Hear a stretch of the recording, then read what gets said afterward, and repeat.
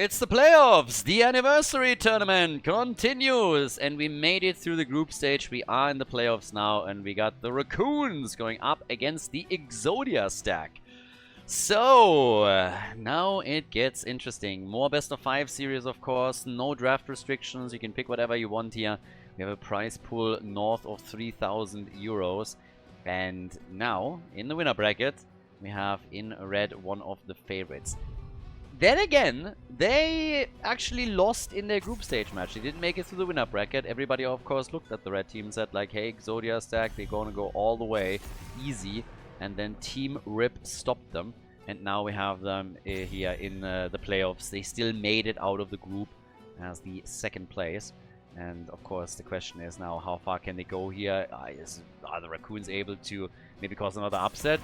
And which team will drop down into the losers bracket. Playoff stage has just now started, so yes, we have a winner and losers bracket here as well. Now, one of the things that has been a story ever since we started into Group A was also that the Exodia stack has played heavily with Jimmy. Like a lot. And I already said back then that before we're jumping to any kind of conclusion on how well Jimmy is generally doing, if he's now becoming part of the meta, what's going on here, that I want to see, first of all, what happens in the playoffs, and more so, if teams outside of Exodia stack are also starting to rely on Reyna. And to be fair, in Group A, there were actually a few other teams that played him as well, oftentimes with different builds, not quite going for what Dino is doing with him. But generally speaking, it feels as the days continued and we moved, for example, into Group B, Jimmy has fallen off more and more. So for me personally, it's actually kind of interesting to now see if the Exodia stack throughout the series is gonna go back to this, or if this is just really one of those things where it was a little bit of a fluke, it was just the flavor of the day, and now it's just all forgotten again. Game number 1 is not gonna tell us that immediately. Well, it might if they pick him, but still, as the playoffs continue, I want to see if there is some kind of impact on it. Now we get Hogga and Johanna to kick things off on Tomb of Spider Queen for the Raccoons. On the other side for the red team, Diablo Blaze, so already a pretty hefty one over here. Hanzo was also in, and here comes the Malfurion ban. I also like that we have some preference bans. For example, Orphea being banned is pretty cool because we had Orphea played by the Raccoons quite a bit, and she slapped. It was pretty awesome to watch this. So shutting some of those preference picks down immediately is pretty awesome. Now, for the blue team though, we still need a bit more damage. Joanna has already interrupt potential for anything that happens on those turning points. We get Vala, interesting. That could be an auto attack style, or could be one of those rare occasions where we might even get a multi-shot build. Now, all eyes on Vala. Depends a bit also on what we're getting as our final pick, I suppose. There's a few ways on how you could approach this if you're going for an auto attack build. Either you don't care and you just pick another damage dealer, or you say, hey, double support it is, and Vala is going to be our one single damage dealer and has to go full hard carry and take the opponent's team down. Whereas now over on Exodia stack, we got Tassadar and we get Brightwing. Alright, so Tassadar plus Hanzo for the blue team, sorry, for the red team. Big question, what exactly will their opponent do now?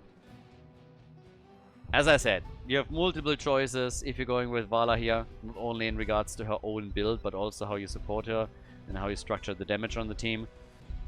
It is Tomb of the Spider Queen after all, and they go for the second damage dealer, they go for Junkrat. So with that we're set. Tomb of the Spider Queen, map number 1, Exodia stack against Rocket Raccoons. Game 1, the Raccoons on the left. The Marvel fans here with Morenas on Junkrat. We got Disciple on Vala. We got Ubi on Hogga. Scorch on Anduin. And Yon on Johanna. Over on the right side of the map, we're having their opponents with Exodia stack. With Hazo Ops on Hanzo, Dino on Tassadar, Bloodcool on Blaze, Yasu on Brightwing, and Benny is playing Diablo for the red team. Yeah, Benny actually making everybody wait here, arrived 25 minutes late to the party. Those are usually the moments when you're either forced to play with a sub or you get a death loss, but in this case we waited it out, so yep, he better play an amazing game right now if he already makes us wait for half an hour for no reason. Now, one thing that I want to highlight this time immediately, it took me a while to actually notice it when they were playing in their group stage. The blue team is all on the same mount. They all have the Raccoon mount. So the synergy over there, also with the name, is perfect. And Benny is feeding! Tag me when Benny feeds. Where is that guy when you need him? So, yep. Benny is gone, comes late, not warmed up, I guess. And that is his warm-up. So Diablo is dead, and the Raccoons, they get first blood in the game. Down at the bot lane, Hogger against Blaze, but Hanzo's cheating a little bit. He's moving in and is trying to help him out. All the way up towards the middle. Now we have Benny, Yasuo, and Dino doing their thing. Junkrat is now moving towards the top and is still pushing this out as best as he can. Over there on the right side we have Bruisers now in. We got Yasuo and Dino just going for the mercenary camp, whereas down at the bottom of the map it's a siege shine, so that's a priority for the Raccoons, so they're gonna grab this one first. Now, as all of this plays out, there is still a camp on the map, and Raccoons could easily go for their own bruiser camp here, but of course with 4 heroes at the bottom of the map, the idea is to leverage those siege giants and get some damage in. Blaze missing the jet propulsion target, that's always a problem. If you connect with it, then you put the opponent into a really awkward spot, but then on the other hand, if you miss it, you find yourself surrounded by opponents and usually become the target yourself. Something that they definitely don't want to experience and do here. So, as it stands right now, we have Vala with an auto attack style, already sitting at 33 stacks, so she's been doing pretty okay here. Keep in mind, she has only one healer to support her, so it's not going to be one of those hyper carry moments for Vala. They just play her as a normal hero. Anduin can still help out, but they will potentially... I think they will lose Disciple a few times. It's fine, they have Junkrat to compensate. Great kill against Blaze, by the way, so yeah, nicely done. And oof, they are getting really good damage in against Yasuo too, and they get their kill! Damn, they even followed it! Awesome! Great! So, 3 kills to 0. That was quite the opening for the Raccoons. Coming in and getting a quick 3-0 lead over their opponents. The Exodia stack. Don't want to say they're in trouble here, but they need to step it up a little bit. That's gems lost, of course, and now we are starting blue structures as well. So that is starting to become a bit worrisome. We're not at a moment yet where I am really... it's too much of a problem. But you fall behind XP, you fall behind in gems, you fall behind structures a little bit. And it's only small leads, but this adds up over time, of course. Level 10 abilities alone are oftentimes changing the whole dynamic in the game. So with that, we should wait this out a bit. Whoa! Vala being saved here for a moment and nearly helping with the kill on Hanzo. The Disciple is alive is honestly nuts. Scorch here with Anduin is just doing a fantastic job. That's the second time that Vala survived through this, and they did great. The turn-ins not coming together for them. Level 7 talents are ready though. Yeah. Yeah, riding the Raccoon. Look at those mounts. Beautiful. Absolutely fantastic. Vala's, by the way, totally running that show here. In terms of damage, she's now sitting at 10,000. Not Hanzo numbers, but top damage for her team. And she's been putting a lot of auto attacks already in. I mean, first quest reward is done and can get a little bit more here. 35 to 20 gems turned in. Ogre is not turned in yet. Gets instantly attacked here. Needs to pog out and gets away. In the middle, though, well, that's where not only Brightwing, but also Hanzo started to get a bit more damage pushed on him. Benny also getting attacked. And I actually, like, Vala is like stuttering stepping to potential glory. Insta pull again from Anduin. Doing a fantastic job with babying Vala. So Disciple is aggressive as hell. But Anduin makes it possible. Now, eventually she's gonna die. With the way that she plays here, I just don't see her surviving throughout all of this. But as I already said, you have a second damage dealer. She's not the hyper carry here, so it's totally fine. And as long as she works in decent auto attacks and gets her level 1 stacked, this is going to be okay in the later stages of the game, of course, too. So, yeah, few more hits coming. Just working on Benny here. 74 stacks already. But it's the red team that gets the first Web Weaver. So while the Siege Giants were a bit of a priority for the Raccoons at the bottom of the map, the blue team missed out on getting their own turn in. Missed also... Oh, that was nice damage. Missed also out on an opportunity to deny the objective to the Exodia stack, which means that now we have the red team with the first set of Web Weavers in the game. 3 kills to 0, but there is also that level 20, level 10. Yeah, 20 would be a little bit fast. 5-minute level 20, 6-minute level 20 would be pretty respectable. But if they get their level 10 abilities now, that would definitely help them with the defense too. So Diablo still being used as a pin cushion by Vala. Allows her to just keep stacking here. And she's on 95 stacks. She's about to unlock the second quest reward for herself. Level 10 is in. They're instantly starting to make a bit of a play at the bottom of the map to take the Web Weavers out too. Junkrat is sitting up at the top. Blessed Shield and... not enough follow-up to seriously threaten any of them. But they defeat the Web Weavers. Very little damage has been done here. Very little. They barely destroyed a few of the towers. Now both teams at level 10. Here comes the turn-in. And that's the first Web Weaver wave for the blue team. So, for the Raccoons, here's the moment. Now they can show off a bit and see if they can do more damage. Vala, 2 more stacks, and she's... Oh, the arrow. That was a little bit too... I don't want to say greedy, but yeah, too telegraphed, I guess. That's a cooldown that they're missing for the defense now. Black Hole for Tassadar. Yeah, Diablo. Trying to go for Anduin. Anduin is low. Might still get away here and does. Vala, on the other hand, comes in, murders Tassadar, flips around, goes for Brightwing, kills her too. That's 2 heroes down, and Benny might become the next victim. Benny is low. He's also dead. That's a lot of gems lost. And Disciple just continues. With Blaze also falling, that only leaves Hazu standing. 7 kills to 0. Not a single kill yet for the Exodia stack. And they are going to lose structures now. At the bottom of the map, Hogger is going to guarantee that the bottom fort falls. Vala is destroying the fort at the top. The rest of the team is in the middle, doing as much damage as it possibly can here. And a quick reminder, this is the first objective. This is the first objective for the Raccoons. And they get 2 forts with it. Basically 3 when you're looking into the middle. So, that's bad news. Vala is finally gonna die though. Yeah, arrow, blocked by Jojo. Hogger wants at least the gems and gets them, but Vala has now fallen. So that's 5% of the attack speed is gone. Oh, they re-engage again. The light bomb combo, nice. And Brightwing gets killed. Vala loses some of her attack speed. She still has 122 stacks on level 1, so that's pretty respectable. Looking good there. And the Exodia stack, they are behind. Significantly. Losing 2 forts to the first objective of your opponent. Not a good moment.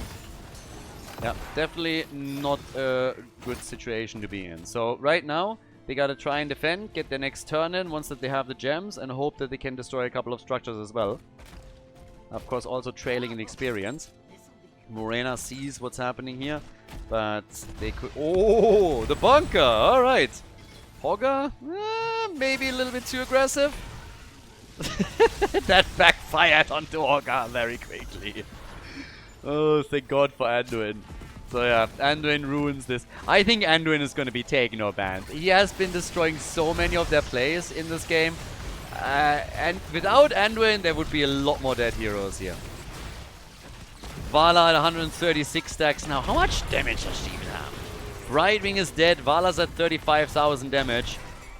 Rocking those charts. Absolutely dominating them as they can now go for the next Web Weaver wave if they want to. I mean, with the Brightwing kill, boss might be a little bit greedy, because if the red team reacts, then Brightwing could always teleport in. But they feel that they can take it. So we have Web Weavers coming down and the boss taken at the same time. So that is... yeah, that's a difficult one to stop. it would be made worse if the team gets level 16 in time, and I think they do. They just need the minion wave in the middle.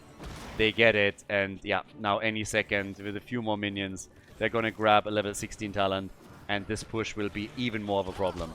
There's the minion wave that they need to deal with for it. They do, and that gives us Manticore for Vala. As if she wasn't already a menace before, now they have Manticore, and Anduin has the double pull. That is brutal. Absolutely brutal. It's a 4-man at the top. Boss plus Web Weaver. The only saving grace for the Exodia stack is that we're only 11 minutes into the game, which means that all of these things are not as powerful as they could be. So the defense is still doing okay here. Jojo's coming in again. The keep has taken damage. It's not going to be destroyed though. But we have still Web Weavers in the middle, down at the bottom of the map. They're pushing at the top a little bit more. Down here though, Blaze needs to defend and does, but they're going to open a few more walls up on this. This is only the second objective for the Raccoons, but they have now damaged the top side keep, dropped it down to 50% of its HP. The keep in the middle has taken damage too, and at the bottom of the map at least the wall has been destroyed. So yeah, this is tough. This is not an easy one. Now, Camp gets stolen away. Problem for the red team is of course still their talent discrepancy. They don't have that level 16 talent. Vala has now 153 stacks, which means that she is sitting at an extra damage output with the third quest reward unlocked here. And it's just working auto attacks in. One after another, as long as nobody else is doing anything here. With Diablo starting to make an appearance, they of course have to be a little bit careful, but Jojo with the engage. They get Benny instantly towards the fight. Black Hole is there. Benny had to retreat for a second. Blaze is now at the top defending. Boah, they're all over the place right now. And there's still 48 gems in the hands of the Raccoons. Could start to turn those in as the red team gets level 16 for themselves. So now they have, of course, a shot to try and take some team fights here. But the main goal has to be to get their own set of Web Weavers into the game so that they can start to take some structures down. They only had one wave so far, and that didn't do anything for them. 33,000 damage for Hanzo. Benny with a turn-in attempt. Thus far thwarted, and now there's siege giants at the bottom of the map. And that's the problem. Blaze misses and has to bunker up. Burns the cooldown. Might still not be quite out of this. He also holds 34 gems, so that's another problem. Blessed Shield is missed. Vala gets attacked again. They really want to take her down quickly, and they're not going to get a chance to pull that off. They were really throwing everything against her, but it was not enough. Now Diablo is down and lost the soul stacks that he had. And there's nearly enough gems for the Raccoons to get their turn in. Red team has to fall down to the bottom of the map in order to defend here. And, well, with Hogger just aiming for the next mercenary camp, now we have the turn-in coming together for the Raccoons. They're turning in everything that they have. They have enough for another set of Web Weavers. 10 are still missing. If they can turn in with Hogger, then that's Web Weaver wave number 3. And that would cost the red team multiple keeps, very likely. Unless heroes are lost in the process. So, Vala sitting tight. Diablo on the edges. Blue team turns in. And now they just have to be careful that they don't get killed while they are waiting for this. Hogger's already trying to anchor the play a little bit. Look at the minimap alone. All those waves are now pushed out. That wasn't the case earlier. So now the Web Weavers are going to spawn very deep in enemy territory. And they nearly have level 20. Yup, that's rough. For the Exodia stack, this could be game, depending on how they defend. Once that Vala also has her Farfly Quiver, she is rocking the damage numbers, absolutely crushing it there. And now they're about at level 20. The timing doesn't line up perfectly, but there it is. So upgrade for Jojo, we have 20 for Vala. And she's already starting with the attacks here. The keep in the middle will likely fall up at the top. They are trying to defend, but this one is about to get dropped too. They're losing everything here. The keeps are all getting destroyed. One down, second one falls. Top side is eliminated. That leaves only the core. Not a single fort has been destroyed on the side of the blue team. Total disaster right now for the Exodia stack. They're getting murdered here. They're getting absolutely murdered. Vala is having a field day. She's having tons of fun. Blaze is still alive but gets chased as Diablo and Hanzo are already dead. The core is falling. And with 14 kills to 1, the Exodia stack gets absolutely demolished in the first game of the best of 5 series. GG. Before we head into game number 2, make sure that you subscribe to the channel if you haven't done it yet so you don't miss out on any future content here on Khaldor TV. Game number 2, the Raccoons, everybody. So they've taken the lead, causing a little bit of an upset already. And well, we got the Exodia stack without a win so far. And I want to see if they adapt their ban patterns after the last game. Now, quick reminder that we don't have anything around certain, I don't know, like bans where a hero can only be picked one, pre-bans or anything of the sort. It's just vanilla draft. Everything can be picked again. But suffice it to say that it's not only a bit of a surprise that the Raccoons are now in the lead, but what probably surprises me more is the way they did it. Because they crushed. Specifically, the way that this worked with Vala was like wild. And right now we have Ophia and Hogga banned out. That leaves Vala up, Anduin up. So we'll see. We now have Dehaka coming in as our first pick. No, of course. I really want to see how the red team reacts. Because this is something where you can always argue a little bit. Okay, Benny was late. Like, he was 30 minutes late. He made everybody wait. But that also means that I suppose he didn't actually have a lot of warm-up time. I have no idea where he was, what he did. But I assume that he came back, just went to the PC, and just did his thing. So if that was just a game, you know, where he needed to warm up a little bit, get into the rhythm, sync up with the team properly, then this is a game that you can kind of try and forget about a bit and just focus on the next ones, and then from here on out it should get a lot better for them. But if that was just a good indicator of how strong the blue team actually is in comparison, then the Exodia stack is in trouble. It's too early to tell. One map is not a lot, but now we're going to Cursed. We get the Vikings. Very early pick, actually. And then Brightwing plus Sylvanas. So, Viking time. Very early commitment to the Vikings as well. So, not just simply sitting there and saying like, well, we're going to try and sneak them in later. But very early showing their cards. Still gotta win with those. Sylvanas picked quickly by Morenas. If you're Cursed Hollow and you get a curse against the opponent, then obviously it's great to have the Vikings. You can just proxy every single wave on the lanes, or most of them, and just really take that one out. So, yeah. But, okay, that leaves us with our final pick. Final ban for the blue team. It's a little bit flashed, honestly, that they won and the way that they won. But, okay. Sergeant Hammer. Sergeant Hammer gets banned. Yeah, if you play Vikings, then of course you want to have a strong 4-man, and you can try and just like go for a 4-man siege formation around Sergeant Hammer. Whatever they do here, they will try and pick a 4-man team that can be super powerful and just siege up on a lane and do continuous damage to the opponent. ETC for Benny at the front, then we got Hanzo. So, yeah, it's going to be interesting what Dino picks as the final choice for the team. But for their opponents, we still need a main tank. We don't have one yet for the Raccoons. But, yeah, there's also the second damage dealer that we're still lacking for them. But they know what they're up against. They've known from the start pretty much, hey, we're going up against Vikings. So we have to be prepared for this. With Sylvanas, you can push lanes down very aggressively, which oftentimes against Vikings starts to make things dicey. Li Ming comes in. She can be nice against Vikings, but keep in mind that after level 16, oftentimes it's the Vikings chasing Li Ming and not the other way around. But obviously, in theory, she can get a lot of resets by taking Vikings out. The problem is the stun with Largen and Charge is really, really making her into a squishy target for the Vikings once that it's there. But yeah, that leaves us with our final pick. Dino for the Exodia stack. And they go for Cassia. Hanzo, Cassia, Vikings on the side lane. Let's see if it works out for them. Exodia stack needs a win here. Rocket Raccoons, they have their own plans. We're heading for Cursed Hollow. Game on! Well, here we are. The Raccoons are in the lead. And the Exodia stack busted out the Vikings.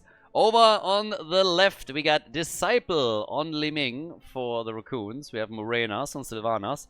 Ubi is playing the Haka, Yon on Murden, and we get Scorch on Brightwing. He played a big role in their success on the first map when he played Anduin. Now on the right side we got Hazops with the Vikings. We have currently Bad Benny on ETC, Bloodcool on Hanzo, Dino on Cassia, and Yazu is playing Rhaegar. So, let's go. Let's see what we're gonna get here. Already a hit straight up against Dino. Careful. Yeah, Meridian is also a bit in trouble, but they're body blocking ETC. And Benny's dead again! Insta feed from Benny. Tag me when Benny feeds. I feel like I'm back in the HTC days, honestly. This is the same as on the last map. He's pulling a Lauber at this point. I mean, before the 30 seconds are even over in the game, he's already dead. Like, Lauber did that a lot. I guess Benny was the OG, if we're honest about it. But that's kind of crazy. So now they're chasing some Vikings too. And, yeah. Crazy stuff. How is this happening again this quickly? Now, they're getting aggressive around Benny again. Come on, not for the second time. Dude, get away here. Please. Don't do this to me.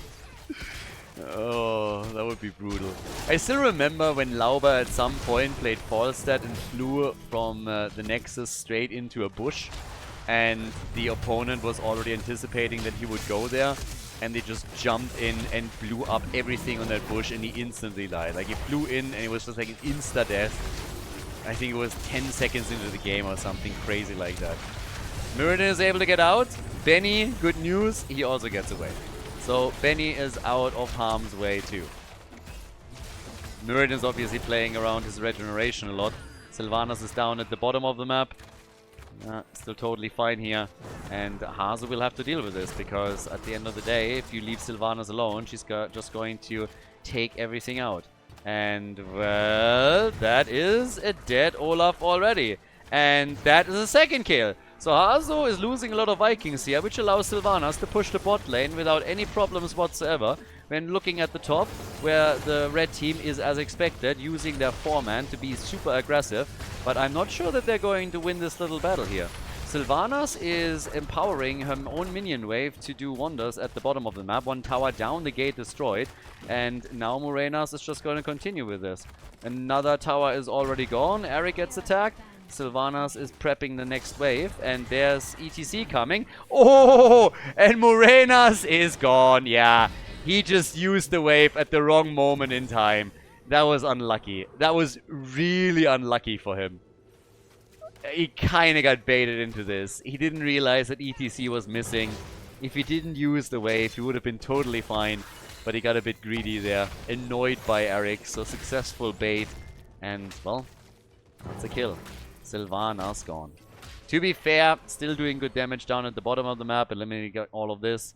And also starting to attack the fort. But yeah, now we're fairly even again. Disciple wants to get his, wants to obviously try and get his hits in against Eric. Hazu is going to interrupt this a few times. And now we have Bad Benny showing up once again. So it seems to be a little bit of a thing. We have one guy starting to bait things out. And then everybody else is making their plays around this. Middle of the map. There's the next attack. Team is getting aggressive around this one. You have to play a strong 4-man if you play with the Vikings. You really need to split your opponent as best as you can. The tribute at the bottom of the map is still being fought over. Vikings are obviously only interested in delaying it, not in actually taking it for themselves or anything. Delay tactics are what you want to do with Vikings, and it helps them, of course, as well. But at the top, we have Sylvanas pushing again, and Morenas has so far been doing very good, very well. Outside of dying, and well, there was a reason why that happened. So now he's trying to jump back on the wave, and this time he gets out. It got dicey for a moment, but with the help of Brightwing, he's still fine, and he destroyed another wall. So that's the second wall that got now destroyed. Li Ming, yeah, gets killed. This is kind of the pattern here, by the way. The Vikings are getting annoying on a lane. Somebody is fighting against them, and eventually a real hero rotates in and starts to take the solo lane out. So that's now Li Ming gone after they killed Sylvanas earlier. So this is really the idea and the pattern that we're seeing from Exodia stack. And so far it's working. I mean, they're also doing structural damage. We have the first tribute taken. Second tribute is now coming up, so they can try and claim this one as well. The only wall that is still standing is the wall in the middle of the map here. So, yeah, that's the next one. And... yeah... the bot lane, let's see. Oh, there's the next little move being made already by Muradin as he jumps in and looks for the Stormbolt. The tribute is claimed. They want kills though. They don't want real kills, they don't want Viking kills. And they're looking for Hanzo. Hanzo gets healed. That got dicey, that got tricky. But they get Hanzo out, or do they? Hanzo gets killed and so does Cassia. Wah! Morenas. The little monster here. But I love that they're all using Raccoons as their mounts. I feel so sad that I recognized this only super late into Group B, but I love that they're really putting not only the team name in, but fully commit to the idea behind it. Now we have the damage output at the bottom of the map starting to threaten the fort. Level 10 abilities are in on both sides. We get, by the way, stage dive for ETC, so he's going to try and yeah, global a little bit against the Haka when there's need, I guess, but they of course also have the Vikings, so when it comes to global control, he should already be pretty decent here. Yeah, Wailing Arrow, and we say... bye-bye!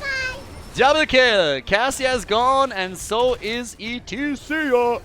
6 kills to 2, and that is starting to look very much like game number 1. And now they're going to be cursed. Unless there's a little bit of a miracle, this is going to be a curse, and I am really starting to be worried for the Exodia stack. What is happening here?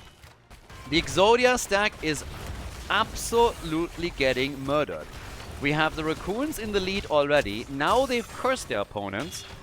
And topside, this is another fort that will fall. At the bottom of the map, that has already happened. Arrow misses in the middle. They dodged it, so Hanzo was not able to connect it and get the stun. And, well, the Ancestral on Cassia is great. Can they get a kill? And yes, they can. So Li Ming is gone. Li Ming is gone. There's the stage dive jump. Ah, Sylvana, she was so close, but she didn't make it. And now we have the triple kill. Alright, signs of life. Signs of life from the Exodia stack. And they instantly go for the boss. The curse is still up for 20 seconds though.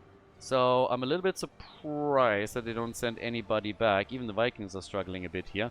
So some of those walls will lose, yeah, the gate, maybe a tower. But of course they can now go for a double post play. At least one. Muradin is already saying hello here, using a Stormbolt as well. And all the way up at the top, we have 4 now at least. Hazu trying to defend here, but again, towers, gates, lost in the middle of the map. Damage has been dealt here too. Yeah. But thanks to those kills, we have the Exodia stack now ahead in experience, as you can see here. This is one of the problems, by the way, that oftentimes happens with the curse. While you don't get a lot of experience when you can't push with those lanes because your own minions are getting destroyed in enemy territory, your opponent has all the minions shoved right into their face and easily takes them. There's Avatar. Brightwing comes in and helps out. Jumps out again, and they are fine. But yeah, at the bottom of the map, a couple of Vikings are going down. In mercenary experience, again, big lead there for the Exodia stack, as you can see here, how the teams arrive at that point. Boss obviously playing a role, but still, it's also the minion experience where the Exodia stack is taking the lead. But generally, on structures, that's a very different story. So the passive experience alone, the increase there for the Raccoons is going to be very advantageous for them. But you have to now enter another phase of the game and just really think about how we're going to do this. They try to go for the boss here. Cassia is still down at the bottom of the map, is now starting to move over, and the Haka is tunneling in. They know exactly what's happening. This is going to be an absolute critical point in the game. They're really trying to go for that fight here. The drag on ETC. Boss Vikings are trying to shut it down. They're fighting for it completely. There's the first Viking that goes down. They're going to be able to take a couple of more. Li Ming is running out of mana. No mana for Li Ming. They don't have the boss. They don't have it, and 3 heroes are down. That's 4 gone. 5-man team wipe. And the Exodia stack takes it. The Exodia stack takes the boss, takes the team fight. ETC immediately in the middle, and well, that is a throw city now for the Raccoons. Now they're 1.5 levels behind. They're gonna lose more structures. The tribute is about to be collected. Oh, honestly, Li Ming running out of mana there is just something that can't happen. If you take that fight, you have to make sure that you are in a position to actually fight. And Li Ming ran out of mana at the worst time possible. There were Vikings around where she could have gotten resets. There were low heroes where a quick move with Calamity would have done wonders. And that was just, yeah. Li Ming with mana would have completely flipped that fight. 100%. I have no doubt in my mind would they at least have gotten the boss. Maybe they still lose heroes. Maybe they still lose the fight. But they win the boss for sure.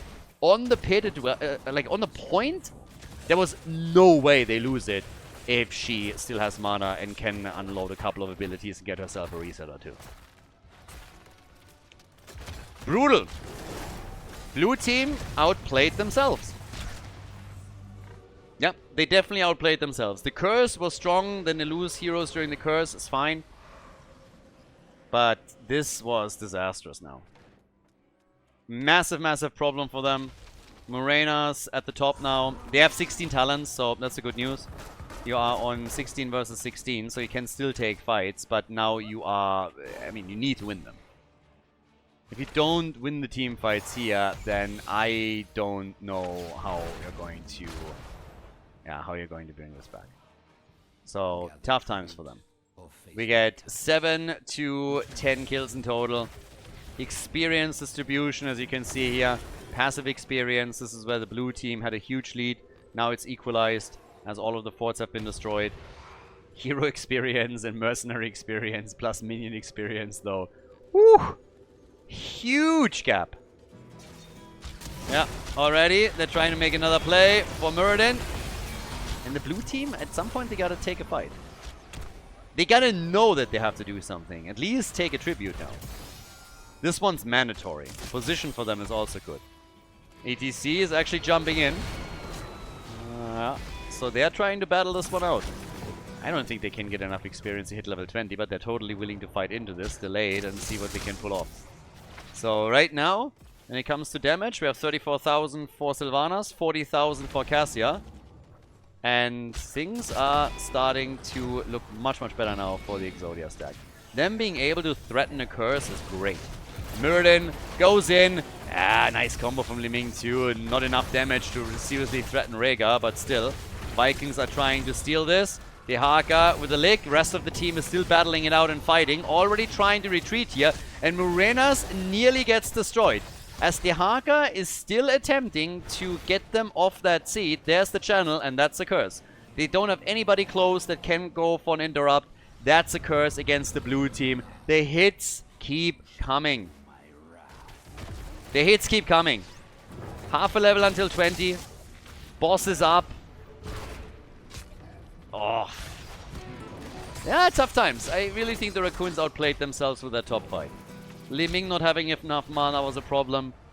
Taking the boss there, can always argue it was just too much in the face of the opponent's team. They can get a lot of experience through this if they're catching all of the lanes now, but of course, while that happens, boss is going to get attacked, and I don't think they can claim it. They lose Muradin. Why fight here? Why fight? Position is already bad enough for you. You're going up against level 20 talents, if not in that exact moment, then a few seconds later. And what you have to do is just get the XP. Yes, the boss is going to hurt you, but that's the case now as well, and they are playing it without Muradin. So, the Raccoons in a tough spot. This bottom keep is likely going to fall. The curse isn't over yet. We will stop soon, but some damage is still done here. And that's Li Ming gone. This might actually be lights out. Li Ming gone. Morenas gets out, but with Brightwing getting destroyed too, this seems like a foregone conclusion now. 13 kills to 7. And here they come. going for the core, trying to take it out. Vikings still all over the place. Raccoons did well. The Raccoons honestly had a really good lock initially onto the game, and now they are just losing everything, but they didn't look too bad. Great for the Exodia stack though. They tie the series up, they win it on Cursed Hollow, and we move with a tie in the series to game number 3. GG.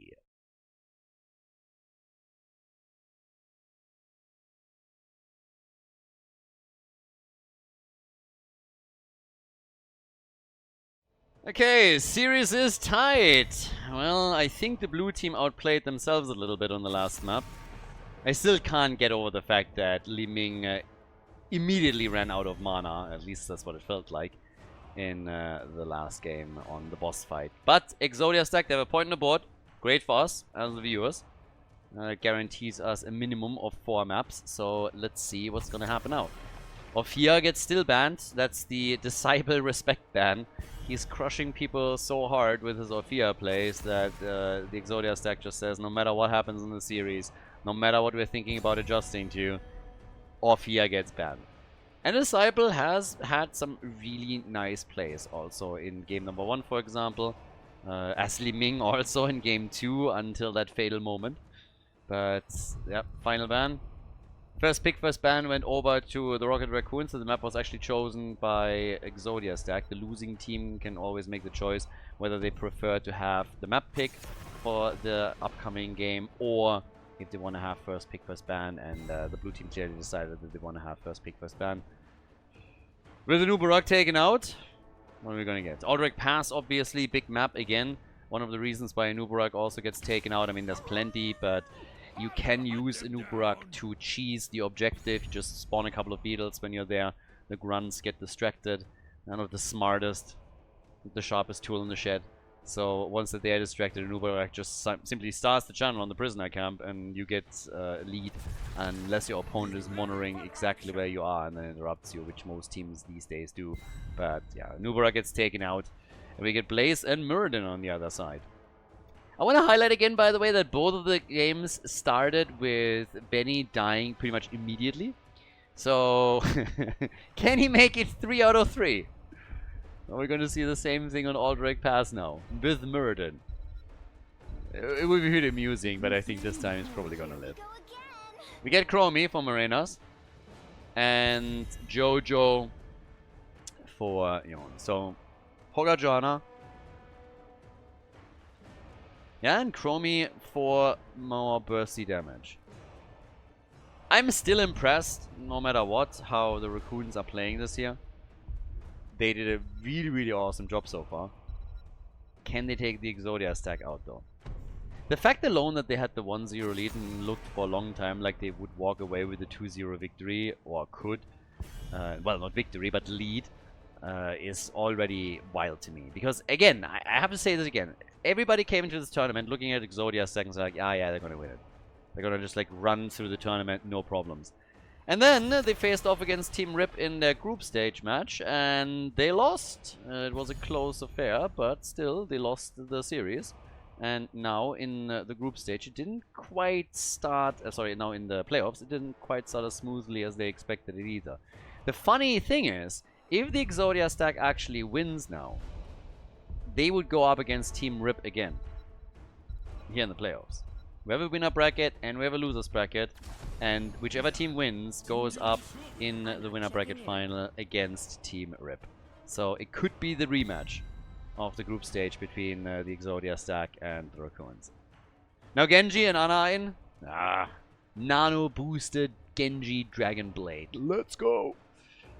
Yeah, but the Ana plays were actually pretty solid. I mean, Ana has been doing some really, really nice stuff. She obviously got a bit of love too with the recent patches, but just the sleep darts alone as a setup for Blaze and Muradin to chain more stuns is always nice. Disciple with Zeratul, and we have a Brightwing. Okay, so Hogger, Zeratul, and Johanna. Now let's see if Zeratul can have enough of an impact here. That's going to be the big one.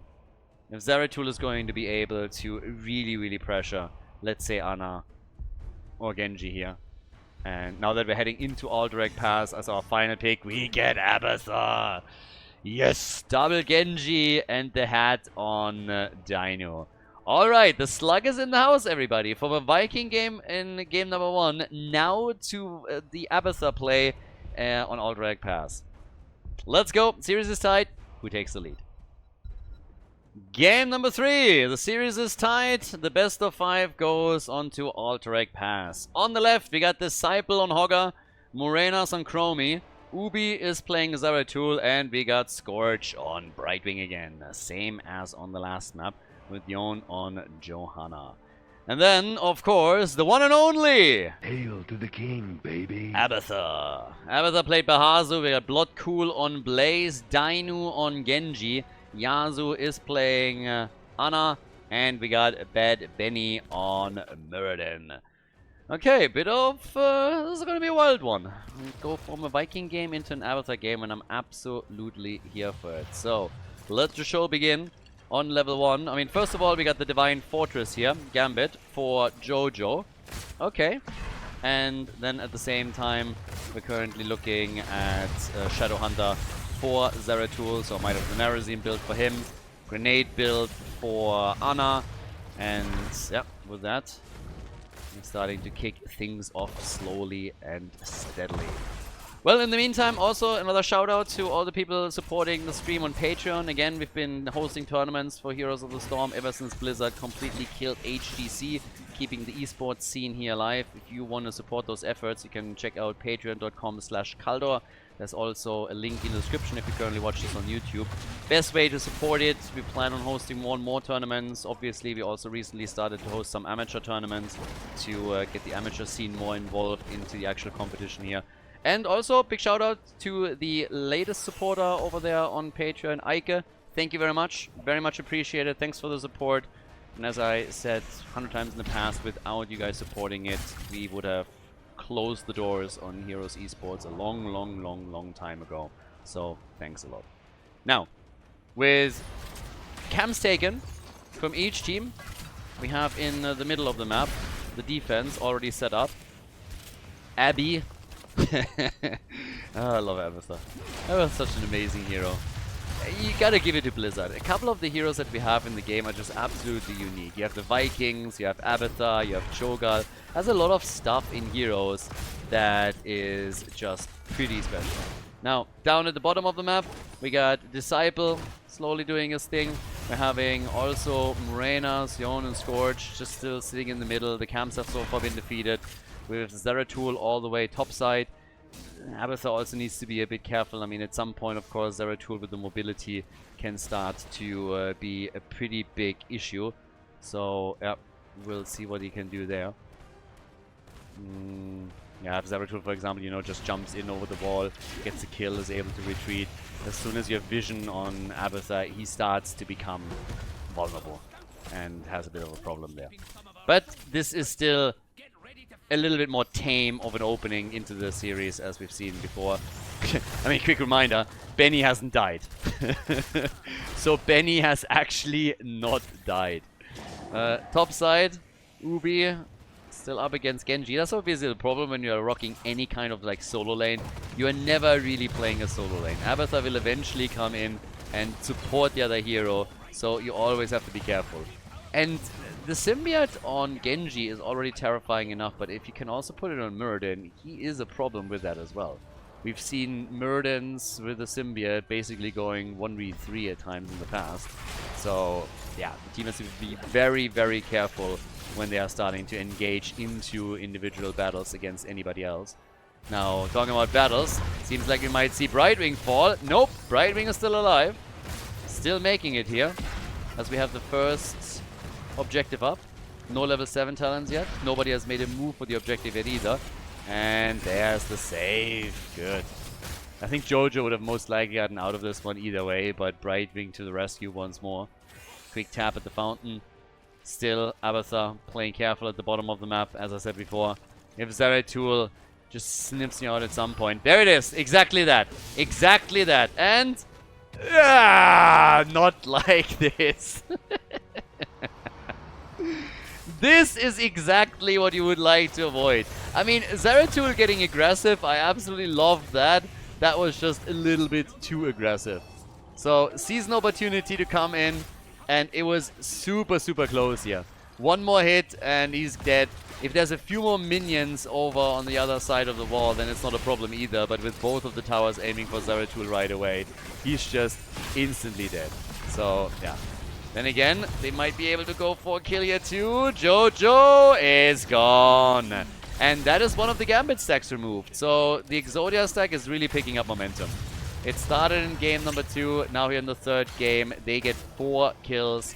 And this should give them the objective right there. Now once again, Jojo already a bit of a problem. So she started with 25% additional max health, and now she just lost 5%.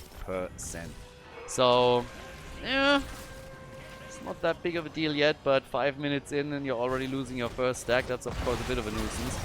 Now down here, they force Muradin back. Hogger needed some assistance for that, but that's exactly what he gets. We get the Raiders in the game in just a moment. So it's going to be a Raider party, as Abathar with Mule is starting to repair a few more of those towers. One stack coming in on Zeratul, soon TM, to complete his level 1 quest. And in the mid lane, that's where they're just setting up the defense. They are going to lose a bit of ground here though. Whoa. And yeah, once again. There we have that. Now, at this point, we have Dino pushing in. And yeah, well, there's level 10 as well now. So they have heroic abilities, they have the objective. Jojo is already low. If she dies again, that's 10% of her max thing gone, of her max health gone that she got with the Gambit quest. It starts to really get a bit dicey. The level 10 abilities are finally ready, so that allows Zeratul to also be more of a nuisance. But still, they really have to win some fights here. Blaze has no mana. Blaze goes down. But can they save Jojo? Jojo goes down just as Brightwing tries to come in. Brightwing dies as well, but this is another stack from the Gambit quest already removed. So, yeah, it doesn't make the situation any easier for them. Dino is retreating, but that was, of course, big damage from him. It's just like this Genji-Abathar combo with also assistance from Ana is just great. And as I said before, Dragon Blade, I mean, I called it when we were in the draft already as an option here. And now that's exactly what's happening. The experience gap isn't really that big. All things considered, to be honest with you, the Raccoons aren't that far behind. It's level 11 versus level 11. Nobody has lost a fort yet, so this could be way worse. This could be absolutely worse. Right now, it's fine, but of course, it's a little bit on the edge from the plays now. Blue team needs kills. They need to somehow break through that momentum and the rhythm that the red team has started to establish. They're trying to go for Ana here. Full-on CC chain unleashed on Hogger as he appears. No shockwave against Ana, which I think initially was the idea that they had. Jojo, she is still struggling from the fact that she lost 2 of her Gambit quests here. So, yeah, that's a problem. Physical armor is kind of nice as well, just like starting to stack this up, but losing your hit point pool is more of a problem, especially if you... Yeah, I think the initial idea was really to just like lose a few maybe in the later stages, but obviously right now that's 2 kills against Johanna already, so that's not making things easier for them. The next objective is now up as well, and it seems like the Exodia stack is going to be the team trying to go for it here. But yeah, as it stands, we get level 13 talents slowly coming in for the red team. That's giving them a lead over the objective fight. Hogger is also busy going for the camp here. So they need a second until they can bring him back. And Chromie went for the timeout, but she's still about to go down. And there it is. Bye-bye. Chromie is gone. And, well, if they can now kill Johanna again, that would be another Gambit stack gone. But she's at least able to get out. They are going for the objective on the other hand. So now that they're moving in and trying to take the second set of Raiders, the blue team needs to respond to this. The Exodia stack is running the momentum here. Both teams are now on level 13. Disciple dies. Brightwing again just a little bit too late. But at least they're getting a kill against Ana. So now that's the support gone. for the blue team, sorry, for the red team. And Dino dies too. So that's another one that got taken out here. Maybe an opportunity for the red team to start and for the blue team to start and get back into this. This is the first time that at the beginning of the series already they were the ones struggling. So those were some pretty neat plays. Hogga is now back. They're a little bit faster on this. If they could get the objective, for example, that would already be a great opening step to try and get ahead here. They are even in experience still. That death count is a bit misleading when you're thinking about it. 20,000 damage for Chromie and for Hogga. We have 36,000 though for Genji. So Dino is just heaps and bounds ahead of everybody else here. Not sure if they're guaranteed to grab this one yet. But they will get at least the lead. Yeah, but it's gonna get stopped now. Mercenary experience here from very even actually. But the big difference is the minion experience. Boy, the Raccoons, they are so far ahead on that count. It's actually kind of crazy. So once again, the help for Jojo. Still needs to be careful here. Zeratul is coming in, trying to attack Ana.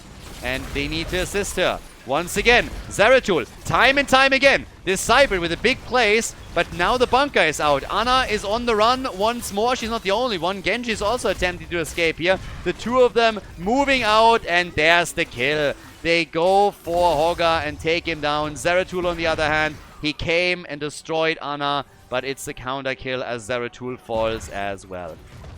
Most of these fights really hinge on the ability of Zeratul to apply pressure.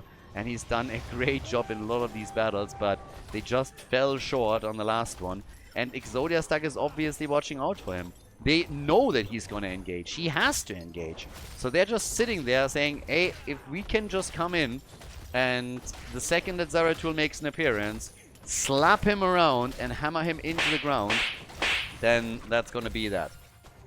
So, yeah, they're trying to grab the objective, and they do. Red team with another set of raiders. That's the second one in a row. They got the level 16 talent. We will see the same for the blue team for the defense, but this time forts will fall. This time forts will fall.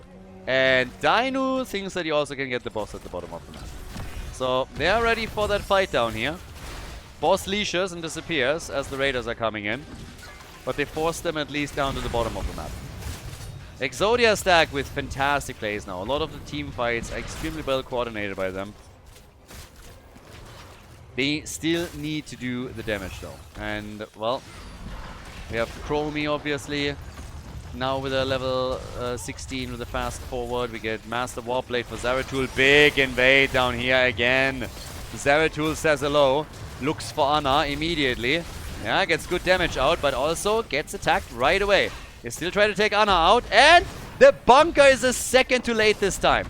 Last time it worked out perfectly for them. Now they're losing the target, and Dino is about to die, but makes it in the bunker, gets the shield, tries to get out, Brightwing with the attempted kill, and it just doesn't work out. They were so close, but they cannot get that second kill, which would have helped them so much. Eliminating Ana was already big. Now they're trying again, and this time for Blaze, and he's gone. 6 kills to 10 now. The Raccoons! Yep, the Raccoons are doing the best they can in order to bring this one back. They want the fort at the bottom of the map now too. And let's see what they can pull off here. Zeratul is all over the place right now. Ubi on Zeratul, and he's doing a lot. He's really working the numbers here. That guy needs a raise, if you ask me. Sitting at 31,000 damage right now. But it always feels like they're fighting an uphill battle here. And I don't even know why I say this, because they're ahead in experience right now. They've actually taken a half-level lead. They're catching up in kills slowly. They're taking a half-level lead, but they've lost 2 objectives. And I'm not sure if they can... yeah, I'm not sure if they can keep up that momentum and get it into the late game. It's gonna be a tall order, I think. One misstep by Zeratul, once they lose him, I think the team fights are more or less doomed. And they haven't taken forts out yet. They're probably gonna try again at the bottom of the map. But the defense is coming in form of Muradin. And the rest is now rotating in too. Prisoner camp is located at the top this time. We're still not close enough to level 20 talents yet either. And yeah, let's see. 19 in the second. By the way, talking about eliminating forts, Muradin is now moving in and takes this one out and just jumps out. He has the support from Abathar. So, yeah. All that needs to do. Zeratul is still trying to get some extra damage in. Easy little plays, easy little moves. Hogga? Yeah. Okay. Oh, there's the stun attempt, and he bunkers up. But that leaves Zeratul on Ana, and they get blazed. And Ana is dead as well. Honestly, Ubi on Zeratul is absolutely amazing right now. A lot of the plays that we're seeing from him here are just brilliant. He always moves away from Ana whenever there's a problem, and whenever he knows the defense is coming, and somehow survives. Actually, he's about to die here. They finally catch him. But I gotta say, he is doing a stellar job. If not for him, this would have been an utter disaster for the blue team already. But Zeratul keeps them in the action. So now he got killed. Really nice moves, by the way, from the Exodia stack to follow up and being able to take him. But of course, it's still level 20 talents that are going to kick in very, very quickly. And yeah, good stuff happening here. Really good stuff. So, right now, we have level 20 talents that gives us also the Shadow Strike. I can't wait to see what Zeratul does with the full build now. But of course, the Exodia stack is also going to get the level 20. Both teams on level 20. All forts destroyed on the blue team side. Not a single fort has been taken out by the Raccoons. Not one. All of them are still standing on the red team. Dragon becomes me. You wish. And we got the Deadeye. Zeratul on the prowl. All ready. So, attacks are coming in. Slowly, little bit. And, well, Muradin. He's still fine. But Benny, for a second, it really looked like he's going to be in trouble here. Already, Ana with a bit of a pew pew pew. Yeah, Jojo is low. She died twice earlier and lost 10% of the extra HP that she got through the Gambit quest to begin with. But now she finds herself in a position where she's playing this a little bit safer. Still, the camps are still up. And they go for it again. They got 2 objectives already. Now they're going for the 3rd. They are a little bit greedy. Exodia stack is a bit greedy. It's like, guys, come on. Less shield. Oh my god. And it's a kill. Dino is done for. That's massive. Genji gone is big. Genji eliminated is actually huge. And that's a minute that he's dead. So this should give them an objective. That's actually amazing. That's really, really strong. That kill was so well done. And they gambled a lot on it too, because if that kill doesn't happen, then they used a lot of tools and they didn't get it. Ana is dead, so is Zeratul. Still a worthy trade, I think. They're playing a 4 versus 3 now, including Abathar. Zeratul might be gone, but everybody else is still there, and the opponent doesn't have a healer, and doesn't have Genji. I mean, this should be 100% an objective. If they can't get the objective here, then I don't know how they will ever get one. So, Muradin barely made it out. Chromie just hammered away with the abilities. And they can definitely take this one. Now, we are 18 minutes into the game at this point, so they definitely scaled. This is going to hurt a little bit more. Muradin jumped in again with the help of Abathar. But, yeah, top side, that's where the wall is already falling. Zeratul will be back in 15 seconds. So still has a bit of travel time once he's back to business. But the cavalry is coming in. This is going to be a big, big moment for the Raccoons in the attempt to win game number 3. Zeratul died 4 times. I can't even blame him for dying 4 times here, considering that he played on Razor's Edge throughout the entire game, essentially. So now they're trying to at least take some of the forts out. In an ideal world, of course, all of them, but I don't see that happening. The fort at the top and at the bot lane should fall, though, as they're trying to protect the middle. Blue team is moving in. Mirrodin in the back already. Zeratul with a bit of easy damage against Benny. Yeah, and starts to focus attention again on Ana. Problem is that Chromie is about to fall, but Brightwing with a save, at least initially. Genji still going Dragon. And Morenas is eventually taken down. But Zeratul is trying to get a kill here, can't, and Genji eliminates Brightwing as well, so that's a double kill. Zeratul still doing his best, but he's going to run out of space eventually. Oh my god! They really, every single location that Zeratul could go to, they have covered. And they get that kill. He was all over the place, and they just locked him down with a CC and eliminate him. Nice. So, down at the bottom of the map, we have, yeah, lots of the walls destroyed, but the red team is obviously out for blood now. They want the first keep destroyed. They want to remove one of the armor shields from the core. And it doesn't seem like they're going to be able to do that. They go for the boss instead. So, yeah, boss definitely is a smarter choice, in my opinion. So, we'll see how the defense is going to look on this. If they can defend against it, then the blue team will still be fine here. I mean, it's 10 kills to 15 now. 25 kills in total. 2 forts have fallen, so the objective did a lot, actually, for them. Yeah, that interrupt just missed a bit. But this is gonna get really interesting here. Zeratul has now died 5 times. So has Ana, by the way. So for every single death of Zeratul, he at least got Ana. At least that's what it looks like. I think the blue team is going to defend here and then maybe try to go to the bot lane in time. I'm not sure if they can actually do that, but yeah, bot lane is already getting attacked. So the rotation is not going to happen in time. Jojo has seen it. Chromie is already giving vision. So they know that they're not going to be there in time to do anything about it. It's not going to be a repetition of Cursed Hollow, just the other way around. I can pretty much tell you that. So another boss has to be defended against, but while that's the case, there's also the objective up on the map, and I assume that the Exodia stack is going to make a play for it. So 10 kills to 15. Brightwing all the way up at the top, still trying to ensure that the lanes are not pushing too aggressively against them. Genji has 82,000 damage, by the way. He's absolutely crushing it here. That's why the kill against Genji earlier, when the blue team for the first time won the objective, was just so important. Taking Genji out in that situation was absolutely key. And I guess now they might have to give the objective up here.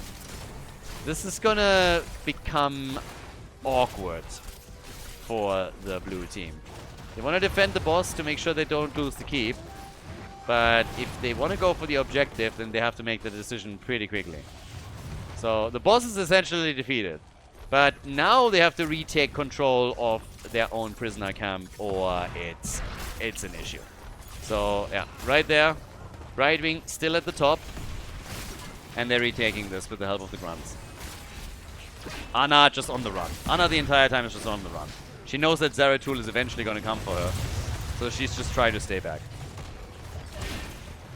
Not only Zeratul, I mean a Blessed Shield and a Shockwave is all that they need. There's the Shockwave already.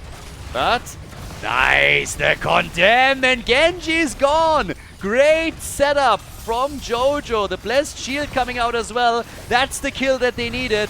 They take down Muradin. Benny is dead, so is Dainu, and they're making a move for Blood Cool. It's a triple, baby. They get 3 kills. Ana is on the run, still alive for now, and is probably able to escape here. Zeratul dying at this point would be a problem.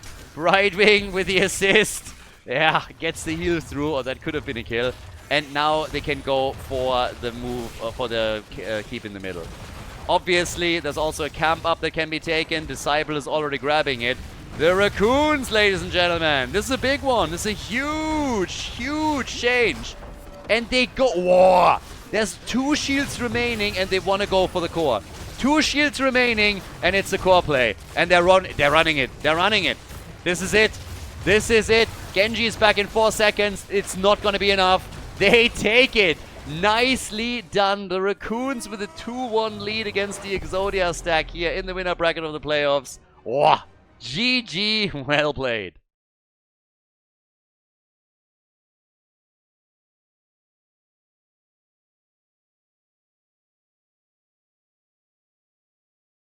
Game number 4, Garden of Terror is our 4th map. It's match point for the Raccoons. So many things here, seriously. I mean, first of all, think about how annoyed the Raccoons are that they inted on Cursed Hollow at the boss at the top with Li Ming running out of mana. Think about how annoyed they are right now with this. Because if they would have taken it, the second map, they could have won it. It's not a guarantee, but it could have happened. And if it would have, then this would be a 3-0 victory over the Exodia stack, which is actually crazy. Vikings get banned, so they don't want to risk going up against Vikings again. We have Orphea banned still, so this is the Disciple Respect ban, as I said before. But it's a wild series, and seeing the Raccoons in a 2-1 lead over Exodia stack is actually crazy. No matter how this series ends, huge amount of respect to the Raccoons. That's incredible. I mean, Exodia stack as a team has been around for ages. They've been participating in so many tournaments, and most of the, honestly, like a lot of people in the audience and also some of the players that you talk to, is just like, yeah, just give the prize money to Dino's team. That's what they're essentially saying. And right now, it's not only the group stage where the red team has started to struggle a little bit, but here too. Does that mean that they're going to lose the series or the tournament? Definitely not. But at the same time, there are now clearly multiple teams that can push against them and then can make their lives a lot more difficult. The Haka for the Raccoons, and then Hogger over on the side of Exodia stack. Also, a little bit of a side note, I think at this point we are basically in the position where we can say this whole Jimmy is becoming a staple of the meta thing is dead. So, nice try, Dino, trying to make that a thing. In the group stage at least, but as already called out back then, I already said, let me know if it happens in the playoffs and if it gets done by other teams too. And I think the way that the Exodia stack is drafting when everything's on the line clearly shows that Jimmy is not going to be the new best auto attacker. To be fair, I said the same thing earlier between the games in Twitch, and somebody said like, well, they're losing because they don't pick Jimmy.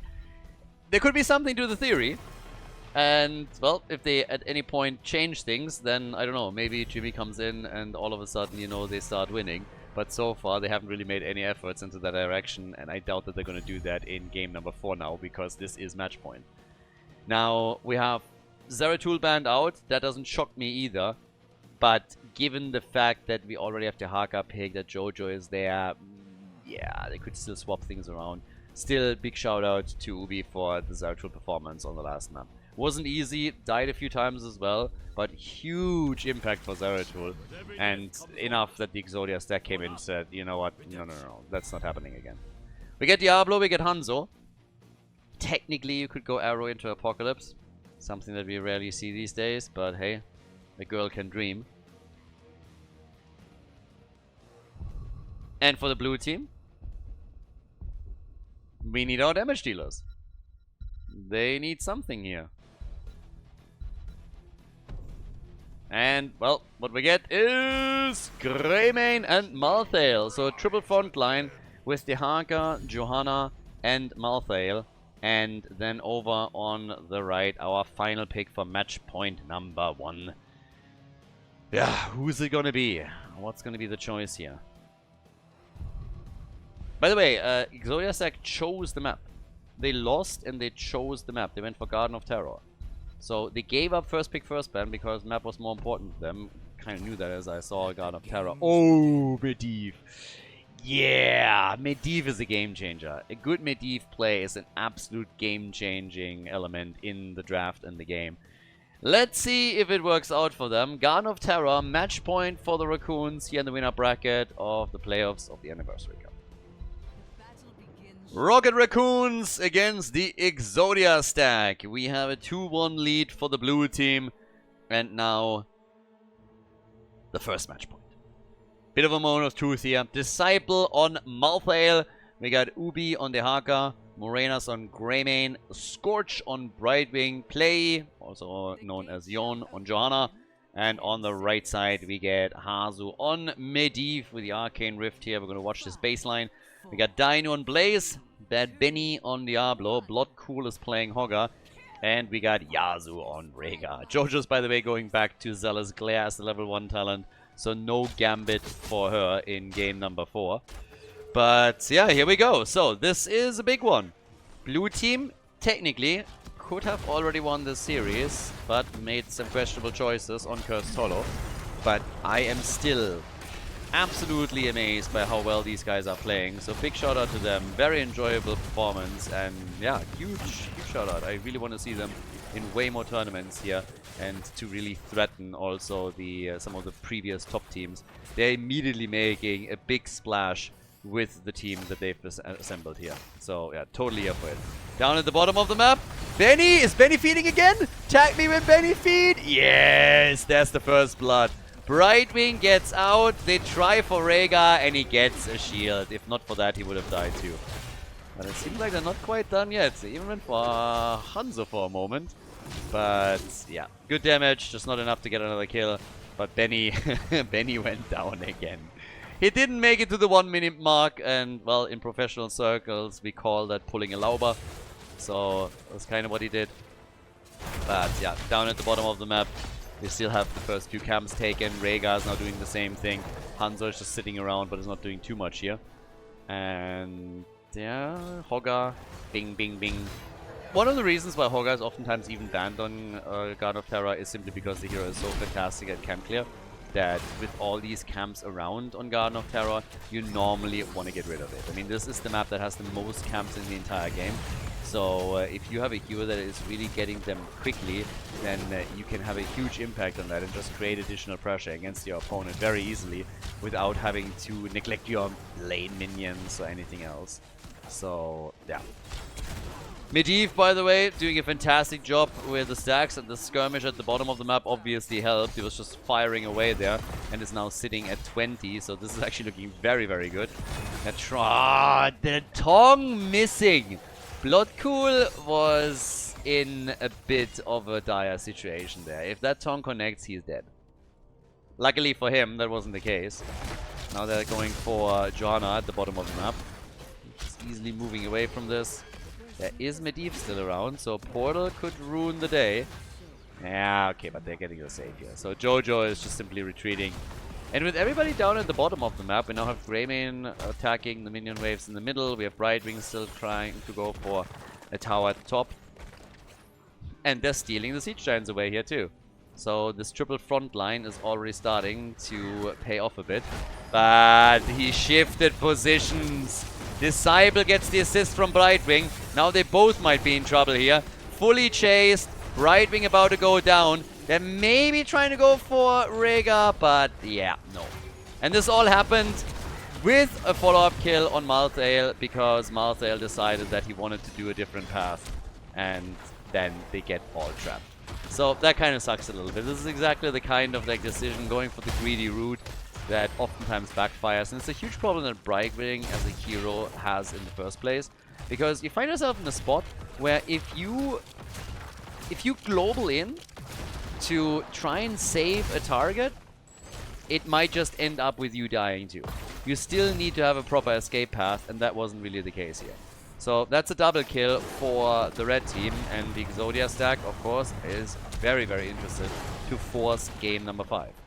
So they're going to try and get that 5th game going. Right now we have Malthael still fighting it out in the middle of the map. We have Dehaka slowly starting to come back. And once again, just a couple of portals coming around here as they're moving towards the middle, and they get Disciple again.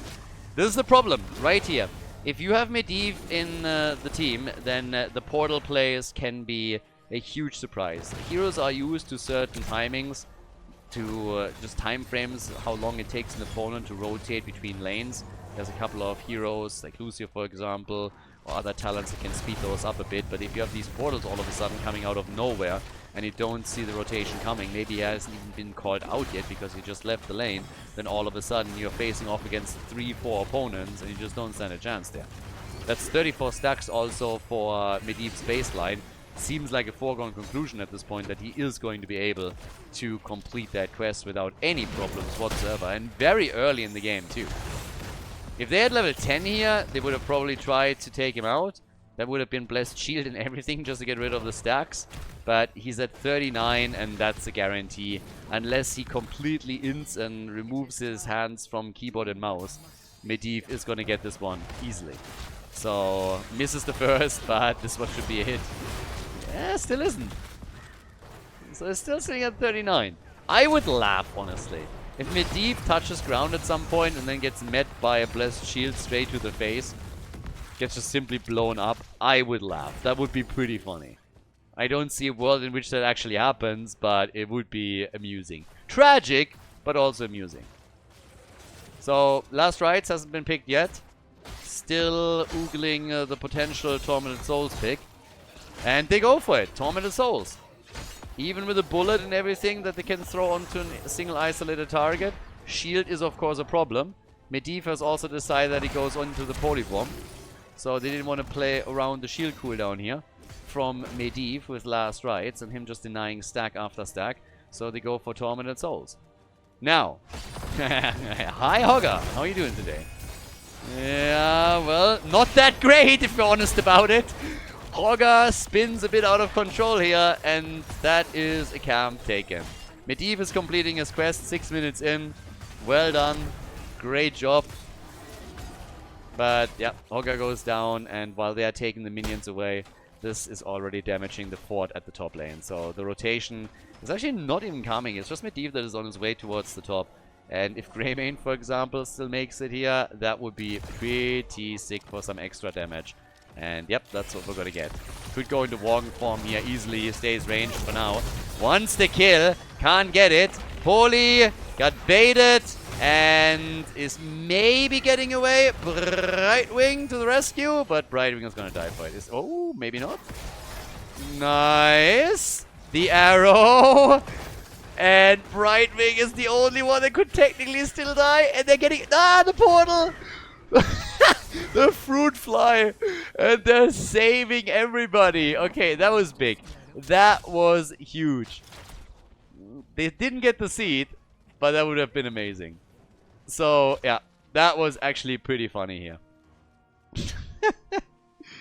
Oh, that would have been incredible if they got the seed too. So the seed is taken, but the escape was glorious. Absolutely glorious. Brightwing is able to move away, no problem. Well, no problem is not really catching it here. There were a lot of problems, but able to navigate them all. So the fort at the top has been destroyed. It's the first structure that's already out. But absolutely loving it. There's a level 13 talent on the books for the Raccoons. And the inevitable end.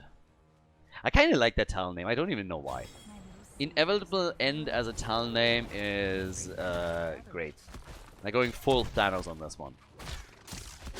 But now we have, of course, the next seed up. And that's going to be the second one for the Raccoons. At least it should be. It's at the top left. So it should be an easy one for them to grab. And this means that we're fighting for Garden Terrors on the 5th seed, which each team holding 2.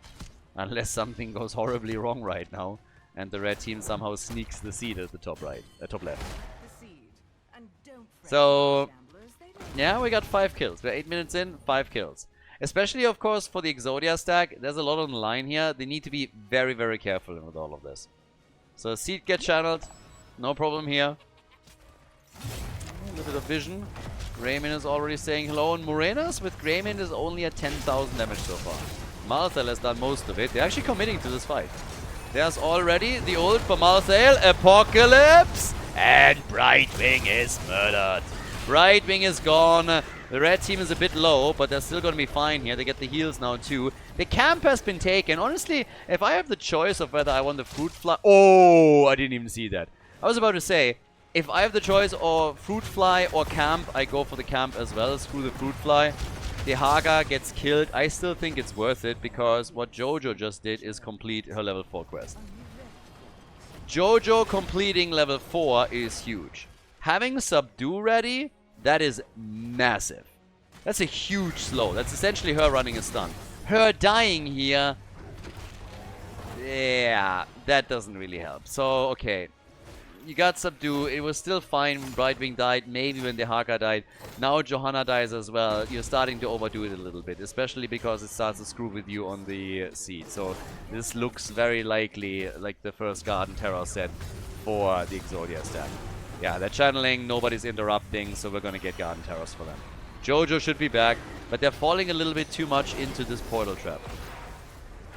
This is always the case when you play against Medivh. I mean, it's absolutely okay that Medivh gets some really sick plays through, and with some of the portals, you're getting caught totally off guard. But we see it way too often that a team is just not respecting the portals at all. They run around with isolated heroes, run into 2, 3, 4 opponents, and then all of a sudden portals pop out of nowhere.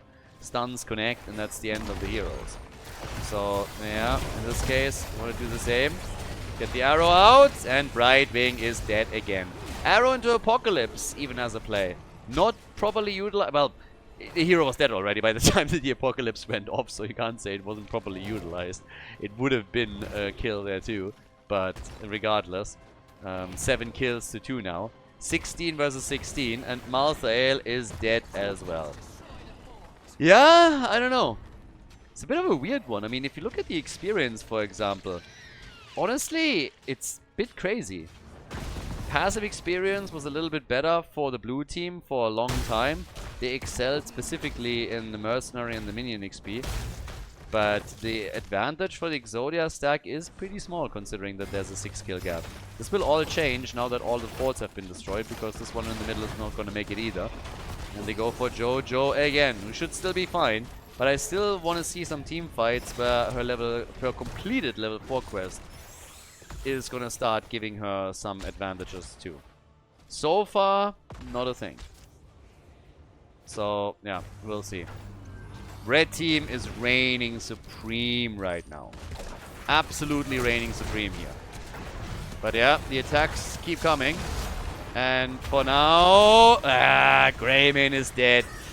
Okay, this is starting to become a bit of a roller coaster for the blue team. They are losing way too much here. That's Brightwing gone again. How many times did Brightwing actually die? At this point, just stay dead. There's 4 deaths already, and yeah, they're getting murdered. They're getting absolutely murdered. Maybe they can get their way back into the game, but in order to do that, they really need to get their shit together. And currently doesn't seem like it. Benny is just bullying people around the entire time. They got now Punish, and at least they get some value here. But also we got those poly bombs the entire time. There's stuns galore coming from Hogger with a shockwave, and then Hanzo with his arrow. Now they're going for the keep. Brightwing and Greymane are still missing, so the keep is going to be taken. Still something that you technically can try and salvage, but only if they at some point win some fights, and this can't take them too long. So it's definitely the Exodia stack completely running the show here for now. And, well, fully stacked Diablo, 5-man at least back up on the map for the Raccoons. If they want to make any kind of plays here, they gotta make them soon. Because once level 20 hits for the red team, I think they're going to grab themselves another keep. Seed is now up. Will be the first one for them. I mean, this is something you can fight for as well. The position might not be the best, but still. I want to know what the strategy is right now for the Raccoons. I mean, they know the position that they're in, but with every second that they're waiting a long time here, they are gonna fall farther behind, because that level 20 talent is not going to... it's not gonna be long. Okay, so they want to... Oh, isolation already missing. The tongue on Rhaegar, and then he gets through the portal. Oh, they had a chance there. If they kill Rhaegar in that moment, then he's gone. But, yeah. If they kill him, there's no healer, no support. Maybe they have a chance, but that has not happened. Now they need to get Jojo back out, and they do. Poly. Meh. Sheeps everywhere. Yeah, those guys already sucked in Warcraft 3, and now that basically continues. Have fun bridging an entire level. I guess you can still do it by the time that the next seed that would give the red team Garden Terrors spawns. But this is still a big one to bridge. Yeah, so if they just keep passive now and just take the... Where are they headed? Interesting, Mr. Bond. Okay, so they want to get some more minions. They want to get to level 20. Sooner the better. Top damage in the game is with 50,000, Hanzo. Malthael has 37,000, and then we have Jojo with 25,000. Jojo has more damage than Greymane. That was a really nice dodge, by the way. They saw the APOC and the arrow coming, and they just dropped out. Uh-oh. The sheep everywhere, but now the Poli is on cooldown. And this is a short cooldown. With that level 20 talent, you are in a really good spot to annoy the opponent 6 days to Sunday. The Haka has given them the level 20 talent, pushed this out, and they are probably going to destroy that wall here too. But this is now a seed that you have to fight for. Again, this is Garden Terror, so at this point, you gotta make a move here. And they know that too. They're already cheating with Medivh, just checking everything in regards to vision. And now it's all about position and who can jump on a target. Like Malthael, for example. Portal is already up. Disciple. Yeah, they go for Jojo. Again, reminder, she has a completed level 4 quest. So she has essentially a stun now. And they push them back. The seed is up. They can technically try and get the position now. Benny immediately attacked as he emerges from the portal. Instantly. This is what matters. This is a big one. That Garden Terror would be amazing for the Raccoons. If the Exodia stack gets it, it's lights out. If the Raccoons get it, they're back in the game. The Haka's already starting to move around a bit. Waiting for a chance to say hello. Gets the lick and easy damage. It's not enough to get the kill. But the Ancestral is out. Arrow from Hanzo and Malthael is dead. He can buy back, but Brightwing cannot. Brightwing is just getting farmed here. Absolutely farmed. Jojo is doing the best that she can. Starting to rush back out as the Haka is trying to escape too. But he's also getting chased. The Haka is gone. That's going to be maybe even the end of Janna. This does not look like they can do something here. The stun connects and bam, straight between the eyes. That's Jojo gone, and well, that's Garden Terror. Seems like we're going to game number 5. Map number 5 seems inevitable at this point. Garden Terror is moving through the middle. Down at the bottom of the map, they're going for the keep. Should be able to take this one out without any problems whatsoever. And yep, right there, it's 2 defenders left. Greymane and Malthael. Well, scratch that. It's only Malthael left, and he's gonna die too. This is it! 5-man team wipe! And we're going to game number 5. We're going the distance in the series. So, final map coming up between Exodia Stack and the Raccoons. Which team stays in the winner bracket, which team drops down into the losers. We're gonna find out on the final 5th map. GG.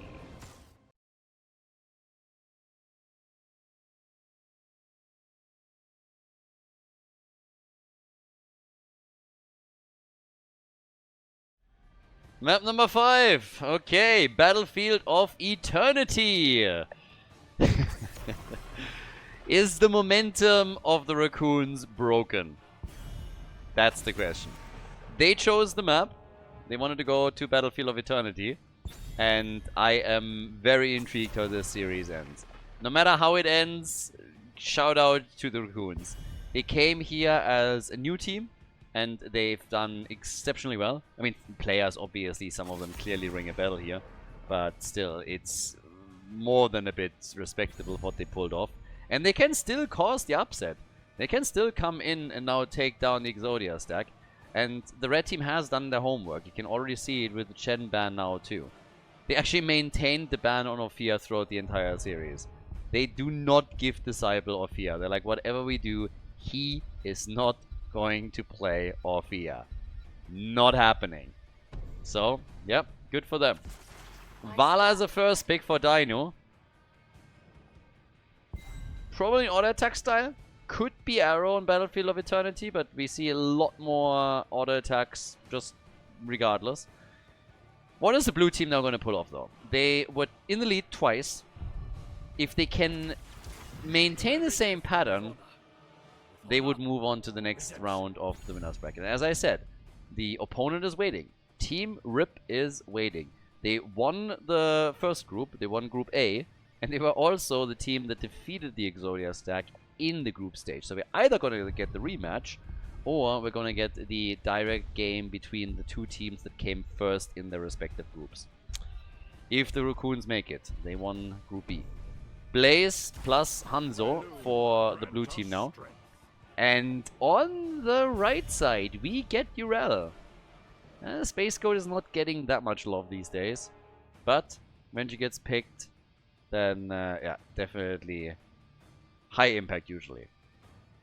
Unless they can play around her here. But Urel has not seen a lot of play. I think the most play that she's actually seen in this tournament is when the Doomstack plays. And they have Darkmog, and he played Urel a couple of times for the team. So that's something that definitely happened. Mixed success. We'll see how Bloodcool is going to do now. Malfurion gets locked in from the red team together with Urel for the heals. And just looking at the setup, ETC got immediately shut down. No power slide action. Also, space created obviously for Vala is always quite nice. So if you have ATC here, he can easily keep people away from Vala. And then you have the whole mechanic around immortal stuns whenever you're fighting there. And ETC being able to push people into them, slide and stun them into them, stuff like that. Oh, and Varian and Tyrande. Every time I see Tyrande, I am very, very, very torn. Can they keep her alive? The idea obviously is clear. You come in with your taunt, you engage with Varian, Tyrande Hunter's Mark, also very useful against the Immortal, by the way. And then you have a Blaze stun, you have Hanzo with a potential stun too, and you can really wreck targets. But can they pull it off, and can Tyrande stay safe? Because with lots more mobility on Exodia stack, they could try and go for her directly. Greymane and Tyrael. I mean, Tyrael, Judgment, and then whoop, you just YOLO in there. Together with Greymane, it's a little more likely that we're going to get Sanctification, but hey. Now, final pick for the final map. Morenas still needs to get some extra damage for the team. Hanzo alone is not going to cut it here. But the idea of what they want to do is clear. So, yeah, final pick now for the blue team. And it is a Thrall. The triple front line and potentially Trash Lightning for Thrall. He could go purple on this, given that he will likely be part of the 4-man. Battlefield of Eternity, ladies and gentlemen, the final map in the first match of the playoffs. Here we go, the final map, and the Raccoons with the triple melee lineup. We have Disciple on Thrall, Ubi on Blaze, and we get Yon, aka Play, on Varian. So, can the team do it again? Pull ahead and win the series now. Lunar Blaze for Scorch on Tyrande. Positioning is everything here. And of course the follow-up stuns that they need. We have Morenas on Hanzo. On the right side, Benny with the Ardent Restoration as the level 1 talent for Tyrael. Dino indeed going for an arrow build with Vala. No auto attacks. Bloodcool on Urel. Hazorps with Viciousness for Greymane. And Yazu on Malfurion. And Trolling Thunder for our boy Thrall. Green Jesus sitting at the side here. Not going for Trash Lightning. But, yep, this is going to be the party. This is going to be the play. Oh, and Disciple is gone. Greymane comes in with Tyrael, and they get first blood. Good for Benny. This time he actually killed the first hero, and wasn't the first hero that got killed. So, apparently the team explained to him during the break the difference, and now he is just properly pulling that off. Good for Benny. I mean, he died, I think, in 3 of the 4 games he died first. And now here on the 5th map, he's finally the one that actually delivers the final blow. So, yeah, a bit better for him. Little setback for Disciple. Nothing too crazy again. It's a very early game kill. It's not that he lost the whole lot. There is some damage on the wall on the other hand. So that's definitely true. So a bit of momentum got lost. Dino's trying to get arrow stacks, obviously. So this will help them to get the Immortal very, very quickly. No auto attacks to try and just deal with the opponent's team during all of this. But the Exodia stack, with some momentum that they bring from the last map, and now comes straight into this. Tyrande also getting her stuns together. Slowly and gets a bit of a damage increase, obviously, with all of this. So we'll see how much of an impact that is going to have. If you can stack that up, I mean, it's a bit easier, I guess, to get your target blown to Kingdom Come. But currently, they're just pressured back. Right now, it's the Raccoons just sitting tight, losing a bit of ground here, and the Exodia stack pushing, pushing, pushing, empowering Greymane essentially to get more structures destroyed, and the entire wall is already gone. And of course, Vala just wants to stack.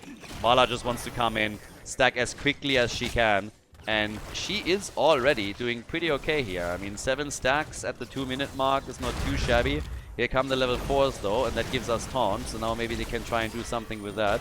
Get taunt out, follow up with Tyrande, and see if they themselves can lock in some of these kills. They have Thrall as a follow-up with his Wolf as well. And this is essentially the combo that they have to execute. But then they still have to get all that damage in. So they have the tools now. Just have to use them. Objective is up. Oh, announced.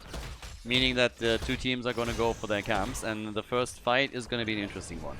Again, if, for example, Vala steps out a little bit too much, Malfurion, even Greymane, you can quickly take him on. Especially if Blaze is with you, because that means that they can use him for an added stun. Not being ready when the opponent is already starting to attack your Immortal is a bit of a bad idea on this map and with these comps. You have an arrow build against you from Vala, granted without the level 7 talent, but still. And then on top of that, Greymane in Worgen form, so yeah. They get Urel, that's the good news, but they lose the halftime show as a result, and I am not so sure if that trade was really worth it. Because they are very, very likely to lose that Immortal unless they are able to just pressure massively. And I don't think they have the heroes for that. They have Hanzo, but to catch up in all of this is going to be more than a little bit difficult. Greymane is a bit low though. So if they can make another approach with Varian in just a moment when he gets his cooldown back, then maybe they have a shot after all for this. Actually getting this destroyed much quicker than I expected. But yep, here comes potentially Varian again. Oh, Hanzo goes down. Yeah, that shouldn't happen. Vala with the Hanzo kill and 13 stacks now. Dino is having an amazing day currently. So they got the halftime show a bit low. Now they can turn it, the stun, and Benny is somehow still fine. Benny made it. Blaze was indecisive, and Ubi is gone. That is really tricky. This is honestly, this pretty much sucks for the Raccoons and all the Raccoons fans. Because that is a lot of momentum all of a sudden for the Exodia stack. Not only did they just win the objective, they have also a level 7 talent. And the feeling here is not great for the blue team. They are not getting any of the momentum that you would expect with the killer comp. No snipes here. They're just on the run the entire time. And now, that's a kill. Varian is dead too. Completely pushed into a corner. So he's dead. Look how they're losing ground. This is the story of the game. They've been losing ground the entire time here. They've just been running, and the opponent being hyper aggressive around it. With level 7, we now got Frost Shot. No Monster Hunter, by the way.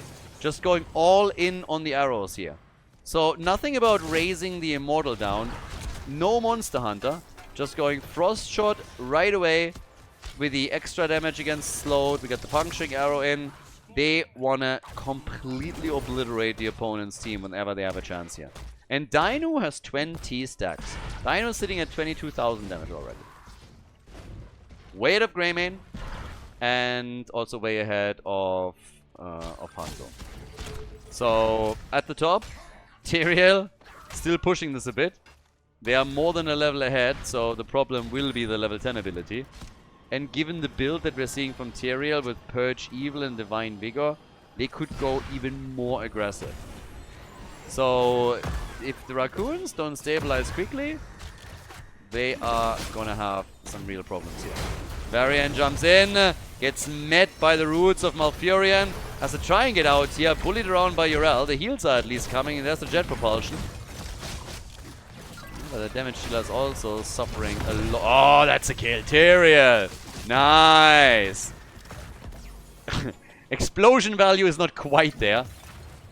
Yeah. Turns out that the cocktail also didn't connect. But they get at least 1 kill. And there's Judgment. So now they have Judgment against them. That's the level 10 abilities. Vala! Blaze got stopped before the stun connected. But okay, even with the Rain of Vengeance, they're not able to take down Varian. So yeah, they are just surviving as long as they can so that they can get their own level 10 ability. They need it for the next fight. Thrall is already moving back out. And there's another minion wave at the bottom that they can, of course, easily sneak in. Thrall is already gone as the red team rotates. Nobody's going for that camp, by the way. That's actually not true. Given the situation, they have to go for the camp quickly. But yeah, Vala at this point in time with 24 stacks already. Now we got level 10 abilities. Starfall is ready. Gives us also Sundering. And here comes the attack. Sundering is already out. Thrall gets attacked though. Thrall still alive. Turns it on Greymane, or at least tries to. They're going for Benny. Lock him down. Jet propulsion. Benny is gone. Bunker gets destroyed. There's a root on the ground still, but they've been doing okay here. So now that the Immortal is still being attacked and the blue team hasn't done any damage to the red team's Immortal, they have a choice to make. They go again for Vala, and there it is, the combo. And they get that kill. They get the combo kill. Now they can try and go for Yrel, but Disciple gets murdered as Greymane goes in. Yeah, they get some... It's the same picture as with the first Immortal. They get some damage in on the Immortal. They take it down just a little bit, but at the end of the day, it's once again the Exodia stack that grabs the objective. 33,000 damage now on Vala. Hanzo is at 30k. But it's the same story. Now it's going to shift down to the bottom of the map. And this fort is already exposed and will likely fall. So we'll see what they can do with it. But the problem still remains the same. The Raccoons don't win hard enough. Maybe once that the death timers go up, they have more chances after a kill. But currently they go into a fight around the Immortal, they get a kill against an opponent's hero, and they just still lose the objective because they just don't have enough to kill the rest of the team or to win the race on the Immortal either. And the Exodia stack is pressuring massively. Trying to open this up too.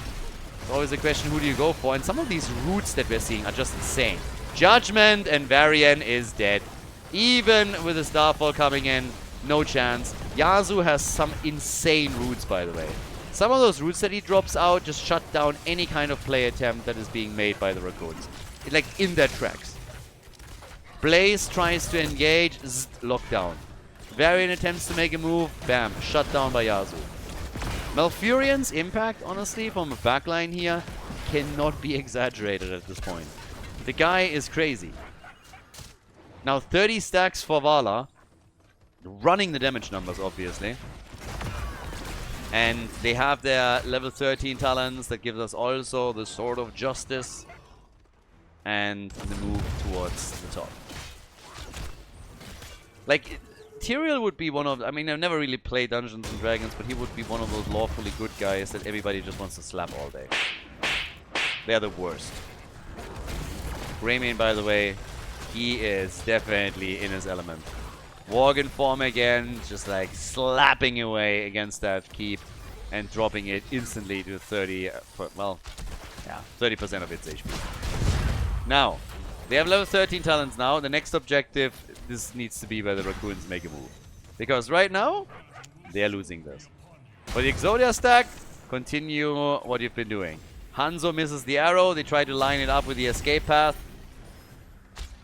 But that's now a tool that it misses in the next fight. If they can get a good Sundering off, then hey, no problem. But yeah, here comes the taunt, the follow-up. Sundering, they need the damage, and they get it. They get the kill, but they're also a little bit low, but they get two. They take both of the damage dealers out. Now they're moving in on Yrel. She pops the ult. Everybody is still a bit low here, and it results in Varian falling, but Yrel is unlikely to make it either. She gets taken down eventually by Thrall, and now it's a 4 versus 2. 4 versus 2, and maybe the moment that the Raccoons were waiting for. Maybe this is the opportunity. Death timers are still a bit low, but they are now the first ones to do damage here. Vala is coming back soon. Tyrael is slapping like a wet noodle and is trying to get some damage in on the Immortal, and then Benny realizes, oh, wait a second. I'm not doing damage. I forgot. And has to, reposition and jump out. So now the halftime show victory goes to the Raccoons, and they apply some pressure. It's a 5 versus 5 pack up on the map, though. They try to go for Benny! Stun, stun, stun, stun, stun. And he barely gets away. Benny gets away. I have no idea what the arrow exactly was aiming for, but it didn't connect with anything. So that's the second one in a row by Morenas that was, unfortunately for them, not properly aimed. But here's the chance. The chance to win an Immortal. Vala and Greymane are now both on Immortal hunt. And they're not retreating. They're just trying to limit the damage as much as they can. The taunt! If they can get the kill here, that would be fantastic, and indeed they do. Urel is dead, and they get the Immortal with 60% of its shield intact. Now, there is a level 16 talent for the Exodia stack that they will soon get. There are, on the other hand, also a lot of minions still on the lane that can easily be destroyed by Blaze in this case, or then at the top. So that's a lot of XP that the blue team is picking up in the process, which will help them here. Judgment! Bunker is immediately out, and he's just playing around the bunker, waiting for his cooldown also to recharge a little bit, and they're still fine. At the top, they're still attacking. Varian is now trying to come in here too. Rain of Vengeance. Uh-oh. He might have a problem. These arrows, by the way, suck. Morenas, stop drinking. This is 3 in a row that you completely whiffed, dude. Come on, at least land 1. You don't have to connect them all, but that's 3 that are going completely off the wayside here. Vala has gone into Seething Hatred on 16. So, fully embracing all of this. As topside, the keep is about to take some damage. Unlikely to get destroyed, but a bit of damage is highly realistic. So, yes, 8 kills to 8. The team is slowly bringing this back a bit, the blue team. But they're not going to take a mad lead or anything. They might not even be able to take the fort at the bottom of them that they're currently attempting to push in. But still. Whew. It's getting wild. It's getting spicy. This is what we want from a 5th map. The camp is taken. Vala on 57,000 damage. Hanzo on 51,000. The stun! Not even needed. Vala who? Exactly. Vala is instantly gone. They're trying to go for Malfurion, and he's dead. The arrow actually connected. Not with the intended target, but it actually connects. Judgment! And Thrall gets destroyed. They try to go for Blood Cool, and he somehow survives. They're trying to get away here. But, yep, Greymane is on the run. They still lose the fort. Great kill against Thrall. That one was important. That one was really important. And also, good job keeping the rest of the team alive, because there was definitely a chance for the Raccoons to snowball this even further. It seems like they're trying to take the camp here. I am not sure if that is such a great idea. I've seen plays like this before, and they oftentimes backfire, but okay, they have the clear, and they're quick on it. And it doesn't seem like Benny wants to really fight for it. He is trying to shock them a bit, though. 10 kills to 9. Oh, this series! This series is wild. They steal the camp away, but look at the potential Urel flank. They set this up. Check a couple of fountains, the bushes. And take their own camp. Oh boy. Oh boy. Game number 5. It's a wild one. Varian. Yeah. Taunt. And bye-bye. The arrow. No. Sundering actually saved the day. Oh, they get the kill. Dino. No. Dino is alive. Oh my god. If they kill Dino here, I think it's fantastic for them. Them missing out on the kill is a disaster, though. They're trying to retreat here. Now they're fully chased. That's a kill against Thrall. And they just can't get the counter kill. They missed out on the kill against Vala. If Vala falls, it is a completely different story. But with Vala being alive and them losing Thrall, that's a small disaster for them. Great news for the Exodia stack. Well done. Exodia stack is able to get the kill on Thrall. They keep Vala alive, which is probably worth even more in that situation that they found themselves in. But now this makes things awkward for the Raccoons. Both teams are closing in on level 20. They're trying to raise this a little bit. They're actually doing really good damage here. Keep the Hunter's Mark of Tyrande also in mind. That's of course a fantastic tool when you're going up against this as well. Now they sacrifice the Immortal, but they reduce the shield significantly. And it's going to be a push through the top lane. It is, this series, seriously. I mean, back and forth the entire time. 10 kills to 10 now. It couldn't be more even. Bit of extra XP would be nice. But it all started with Varian getting caught a bit out of position. I mean, again, he tried to like look at the flank, see if they can maybe get a kill. They also did initially some decent damage, but he just didn't have enough to take Vala down. We had Malfurion reacting immediately and keeping her alive, and that was all that they needed. So, well, there it is. They burned the Immortal down mega quickly, though. I mean, damn. So, yeah, Tyrael is saying hello here. There's Judgment. Stuns are coming in. And Play is still alive. The arrow connecting with 3 this time. Shutting them down a bit here. Arrow connected with 3. Good tool for defense. Level 20 talents only on one side. Not for much longer, though. And that is Greymane gone. Hazu Ops is dead. Gets killed. And the rest of the team is on the run now. Sundering already used. There's level 20 talents now on both sides. They're still trying to get close enough to follow up with the second kill. But they can't make it happen. But what they can try and do is go for the top side keep. And that's exactly where they're headed right now. Moving towards the keep and trying to slowly poke this one out. 48 stacks for Vala. Vala is at 70,000 damage. Hanzo is at 73,000. He's a pass turn. They're trying to go. They have 25 seconds until Greymane is back. They go for the keep now. They can definitely take it. It's a 4 versus 5, and the red team does not want to be too aggressive here. And they know they're going to lose this. Already, we had the jet propulsion come in. Just a little bit more of a poke, and there it is. The keep is gone. First keep of the game is destroyed. The blue team has just taken a small lead. The insta-blow-up of Greymane was the important thing. By the way, Tyrande has not died in this entire game yet. Scourge has been playing amazing throughout the entire series.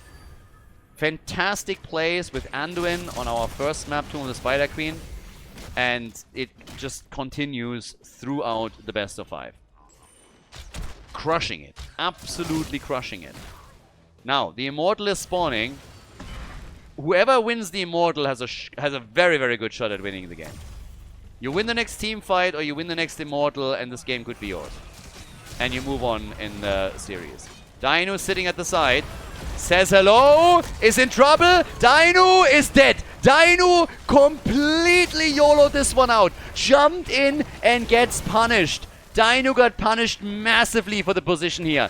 And now they're trying to go for the rest of the team. With Vala gone, that is massive. That is huge. Dino thought that he could flank in with a Rain of Vengeance. And he was very quickly shown that it's not going to be that easy for them. So now this could be 100% shield on the Immortal. They're burning this down in seconds. This is a quickie. This is going to be very fast down on the bot lane. Are they going to defend the top even? Are they going to defend the top, or are they just trying to end the game through the bottom of the map right now? They take their camp as well. Thrall is defending top side. Dino gone, and oh my god, he got blown to pieces within seconds. Had absolutely no chance here. Catapult and Shaman have to be taken out. He needs to rush this a little bit. That's exactly what he's doing. The pings are already coming. He's like, dude, get the hell out of there. And let's see if Disciple is going to be there in time. He's on the run. And nice. The Shaman is out. There's a good chance here. I have no idea what these arrows are, by the way. This has been happening the entire game. Morenas needs glasses. They survive. That was big. Sundering not needed in that situation. But they survive. A lot of ults have been used here. And now they can break through that wall. It's not guaranteed that they can go to the core. But this is a wild, wild finish right now. The shield is still at 50%. Not quite. It's dropping. But I think the core... the keep is a given. The keep will fall. Can they get more? That's the question. Taunt is ready. Here comes Judgment again. Insta-taunt! Benny gets out. Benny is out. Urel is again attacking. And Dino is looking for kills. So is Greymane. Immortal on the core. But they can't end the game here. Game is still up. Core is going to take some damage. Possibly. Not going to take a lot though. 4% down. Ooh. Alright. That's gonna be...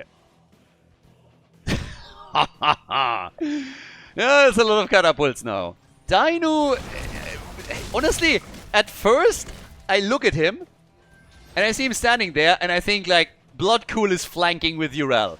If he gets a good push, they're dead. And then I look again, and I'm like, Dino? What? I was like, uh-oh! Yep, and that's exactly what went on a second later. At the first moment, I really thought it was a Urel flank. And then, when they approached the push, I thought, okay, he's gonna run. He's gonna retreat now, and he's gonna try and get away. And he just fully committed, and he's like, let's go. And they get punished for it. Catapults at the bottom of the map. They want some keeps too. Boy, oh boy. Next big team fight takes it. Defense from the Exodia stack was strong enough here. It's coming down to the next objective. What a series! Yeah, for the Exodia stack, this is really wild now, because they can still win this. All they have to do is win a team fight. I swear to God, if Morenas just lands a good arrow, I think they just win this. Morenas has whiffed so many arrows in this game. I don't know what they're trying. If they're just predicting an escape path and it doesn't play out like this. I mean, Morenas has been killing it this entire series. The guy has been playing like a god on some of the maps. Him missing arrow after arrow is just a bit wild to me. And some of them just fly off so early. They're trying to race this now. And, well, let's see who's going to be faster on this. Varian is trying to anchor this. But currently, it seems that the blue team is just a bit quicker on all of that. And, yeah, barely. Blue team is slightly ahead now. Those catapults have been dealt with quite nicely. Urel, Yoo-hoo? Yep, she's dead instantly. No chance. Urel is instantly dead. Sundering is out. They're jumping in again. They want to save themselves with a bunker. They're retreating with heroes that are a little bit low here, but as long as they're surviving, they're going to be completely fine. Thrall is already jumping out. The chase is on. Red team knows if they have to do something, it's now. It's now. They got to do it now. They're chasing hard. Urel still gone. Varian at the front, coming in again, looking for the taunt. Stun. Ah, a second too late. But they can go for the Immortal now. They can burn the Immortal down. Who wins it? It's the red team that might actually take the Immortal. And yes, they do. Red team is down a hero, but they win the Immortal. That's where we're at. Oh my god.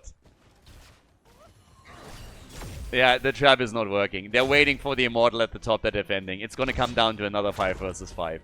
Guys, we're 25 minutes into Battlefield of Eternity. The Immortal isn't going to do anything. Red team is not going to be there in time. At least they shouldn't be. It's being taken out too quickly. They can't engage here. Greymane is already orientating himself towards the camp at the top.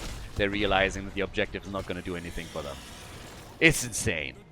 It's honestly insane. We find ourselves, again, in a situation where we are now just waiting for the next big team fight. Catapults are hitting hard now. But those keeps are so low that I think the red team is soon going to start picking a couple of them up. Urel scouts this out. Gets a connect. Vala's at 60 stacks. Tyrael, by the way, he's sitting at 32. Tyranda's damage is at 50,000. 50,000 damage for Tyrande. And Varian is just sneaking, looking for any opportunity to get a taunt and set his team up for another kill. Vala is nearly on 100,000 damage. Hanzo basically as well. Boy. That's just nasty stuff now. Alright, they know where they are. Yeah, but they take the camp. Camp is taken, and they can just easily retreat here once more. Woo, yeah. But you can see that whenever somebody is properly caught by the CC train that the Raccoons are running, they're essentially dead. Happened to Urel, happened to Vala, Greymane, Tyrael, doesn't really matter. If that CC train hits, then you're done. You're just gone.